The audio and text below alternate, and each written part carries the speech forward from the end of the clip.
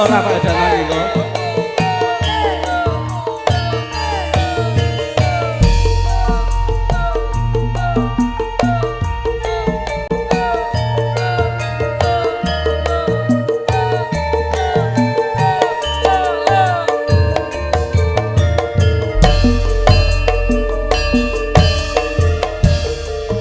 Gede pangapuramu nimas bepujanku jejantong atiku sambungku mung wanci dalu ngrube dosaremu lawan karwamu masih Bung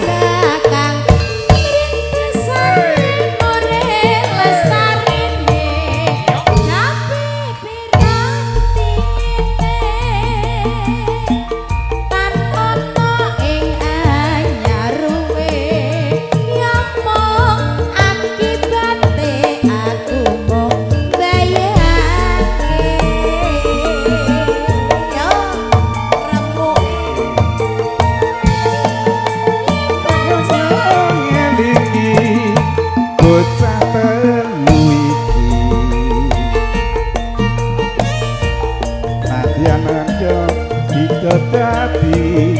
cah telu tak nganti dikopo gemati wis suwe ra nyanyi kesuwen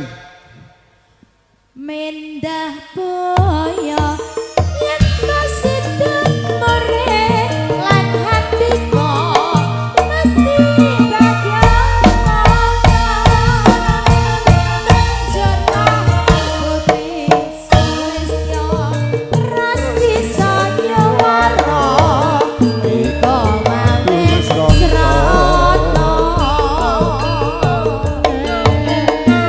Mas Pri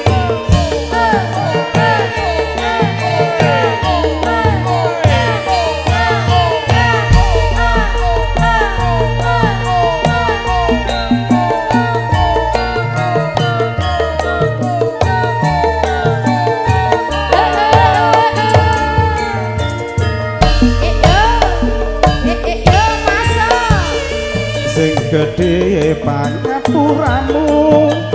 nimas bepujanku jejantong atiku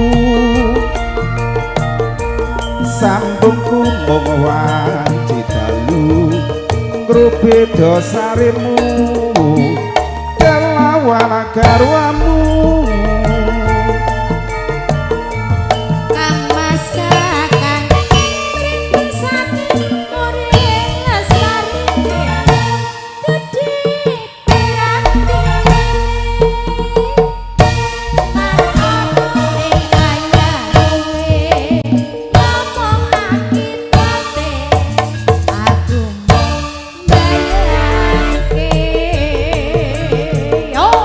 rusae atiku iki yen banjur ngelingi bocah telu iki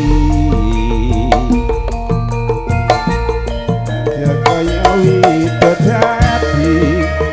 cah telu tak nganti dikopo gemati bar iki Mbah Keder Mbah Marsono Mas Didi Kawotan monggo mendah boyo masih demore lan hatiku mesti bahagia kono jar lahir putri Sulistyo terus bisa nyawara kita mawet srana matur sembah nuwun Mas Didi. Matur suwun.